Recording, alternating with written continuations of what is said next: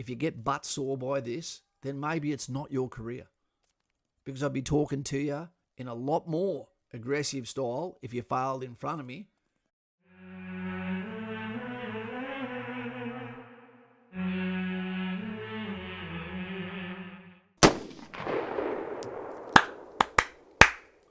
Take 374. Hey team, how we going? It is Kaz from the Trenches with Kaz. And today, despite the fact that it's Sunday, we're at the sharp end.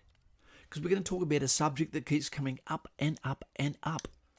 Viagra'd up like a bloody meerkat. How fit do I need to be to succeed in the Army, Western Army?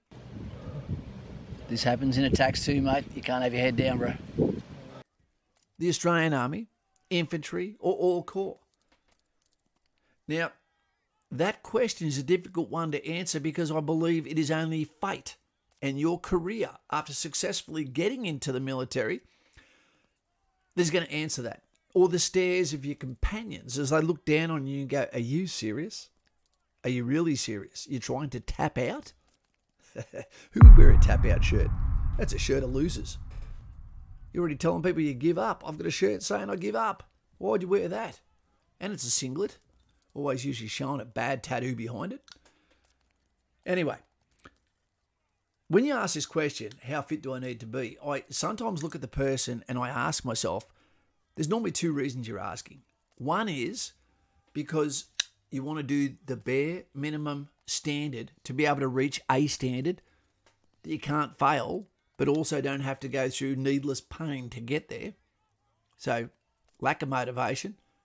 And the other one is from those people who generally want to exceed the level that they need to be the best possible soldier, but in the meantime risk themselves of either overtraining or causing shin splints, compartment syndrome, lower back injuries, or just train incorrectly.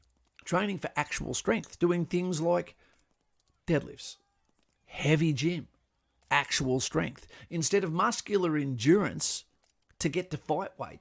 Team, I know this sounds funny to you when I say this, but you're training to be a professional athlete for at least 4 years. The injuries that you have when you get out of the military will be in direct proportion to your preparation before you turn up, while also throwing in there swimming, while throwing in there cardio, hard cardio, interval training, chin-ups and dips, body core stability, planking and sit-ups. Everyone thinks they suck. A military career is a marathon, team. It truly is. You need to maintain and sustain a level of fitness in accordance with a professional athlete. You will know when it's time to get out. And if you hang on too long, it only gets worse. Believe me, I have a trifecta of invisible wounds, but it was all worth it. You can do it. Males, females. But be honest with yourself. How fit do I need to be? You need to be infantry fit, army fit. Don't meet the minimum standard for politics. Meet it for capability. Take it easy, team. I'm here to get you there. That's why I have this channel. Use me. Robust conversation in comments. Let's see it. Hear it. Do it together. Serving you while you're serving. What are you willing to do? Because you need to be able to do the work. We've got the least physical society in the history of the world. And it's against you. But there's also a bell curve of those that are probably fitter than anyone's ever been, who are going to be mismatched with other cell buddies who are sloths, but still want to be passed because of quota, because of standards, because of feelings. But at the end of the day, this can't be about quota. It can't be about feelings. It can't be about politics. Because the question, how fit do I need to be, is not going to be asked by the army. It's going to be asked by a mission, by arduous conditions, by service. How fit do you need to be? Let's change that up with capability. And if we're going to talk about capability, one of the hardest things we need to discuss here is the book's already cooked. We've got multiple standards which make it impossible to sync this to Bluetooth because we've got the male standard, we've got the female standard, we've got the older standard. But these are all in barracks testings, to do with running on tracks, being inside gyms, doing BFAs, CFAs, PFAs, swim tests. But none of it is to a standard that is synced to a level that we have an organisation when it hits domestic, foreign or exchange commitments that it's gelled. So why are we so surprised when we either don't hit the mark or people that absolutely make their legal requirement, expectation, contract requirement are just no good for the call sign? What do I mean there? I'm talking about older soldiers and female soldiers working within infantry where we move at the slowest speed or we travel at the speed of the slowest individual. And if the female standard legally is below the males, then we have to accept the fact that our planning data now has to be changed, which means you're changing capability. And if we're deliberately lowering capability, that's a crime. It's a crime to those that are wounded, who need to be dragged out of battle. It's a crime to those that need to be supported by accurate fire, from a stable platform, 5 metre spacing, line from people in support by fire or attack by fires, by people who need you to be at point B, Bravo, at a given time, regardless of season, weather or terrain. Sounds harsh, well it is. But guess what? We've got leaders, managers, who can't make hard decisions and say to HR, to politicians, stay out of my lane, time out, let me do my job. And officers need to keep out of a lot of the training because they're the ones that are putting the polywaffle in the pool and it's creating a shitty mess. Guys and gals, fitness. We do the upper body, we do the track work, we do the pool work, and we do the trunk work. Sailors, I'm talking about, our body core stability here. And that's all to prepare us across the board through diversity of training without causing injury that allows us to prepare for operations domestically and abroad, regardless of what the tempo is. The test is not the BFA or PFA, PESA, or the swim test. The test is, are you still standing at the end of a domestic or foreign commitment or exchange? Do we represent ourselves? Where are our weak points? Do we meet the speed that we need to be at point B? There's so many different little things that we can read out here as scenarios. Just think of these while we're actually talking and ask yourself, do these sound like a better test? Where you're actually tested by the mission. Here we go. Survival in the barracks from day to day. Okay, you can do that. You can do that. PT every day, pretty much the norm.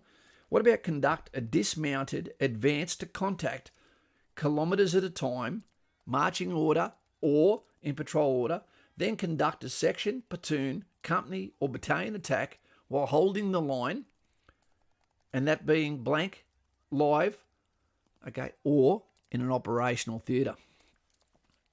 What about survive in a tactical environment for 1 week? Summer, winter, open country, close country, or urban, carrying out your role to job standard. That's minimum food, minimum sleep, etc. What about conduct a dismounted quick reaction force followed by kinetic action or fighting withdrawal? How far? Don't know. What about conduct a defensive operations digging down to over 2 metres in the terrain that you land on with your buddy in less than 72 hours, while still conducting all the activities and hardening and patrolling and security that comes with that, and being at job standard and meeting that ending of being under the ground, able to hold ground as per the mission statement within 72 hours. Okay, what about carrying the gun, the Mag 58, the Minimi or the Maximi with potentially an extra spare barrel 800 rounds first line if you don't get any carried by your team. How do you train for that? Only by doing it. Next point. What about extracted casualty? You could be the casualty, or your buddy could be. By a fireman carry, stretcher carry, or buddy drag, distance not determined. The medevac, the helicopter, does not come and land on your location and then endanger tens of millions of dollars worth of aircraft and personnel. You have to get them out. Next, what about deploying into a foreign country with a different climate, with no return date and no notice? If you're not fit, that will absolutely turn you inside out, and I've done it. What about overpower another combatant in the close fight or close combat? You may have to do that. What about simply stay awake and stay alert in a tactical environment for a prolonged period of time based on orders of someone who's not in your location? Then you've got a mental toughness thrown in there as well. At the end of the day, the conclusion comes down to how fit do you need to be, capability to not be the last man, or the second, or third last, fourth last, or fifth last. You need to be in at least the top half of the platoon. Everyone needs to.